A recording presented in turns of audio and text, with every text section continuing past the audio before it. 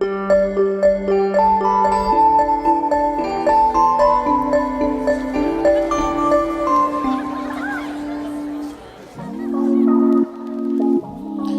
science now tells us a great deal about how brains are built in childhood.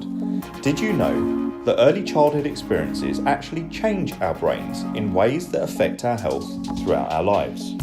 We have a very kind of rich and rapidly growing science about early childhood development, and particularly how early experiences affect long-term outcomes in learning as well as physical and mental health. And we also have a huge amount of new research that is helping us understand how adversity early in life, and particularly the toxic stress that young children can experience, gets into the body and actually affects the developing architecture of the brain.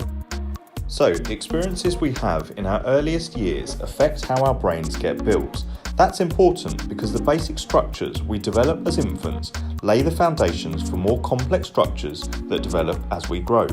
Just as a house needs a sturdy foundation to support the walls and roof, a brain needs a good base to support all future development. Positive interactions between young children and their caregivers literally build the architecture of the developing brain to provide a sturdy base for a lifetime of better health. On the other hand, if a child experiences a pile-up of negative experiences, such as abuse and neglect, and if no caregiver is there to provide support, a sturdy brain foundation may never develop.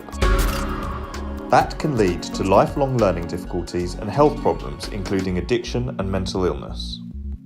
It affects the cardiovascular system, it affects the immune system, and so what this science is telling us is that we ignore the early years at our peril. It's amazing to think that the experiences we have in our earliest years can affect our health for a lifetime.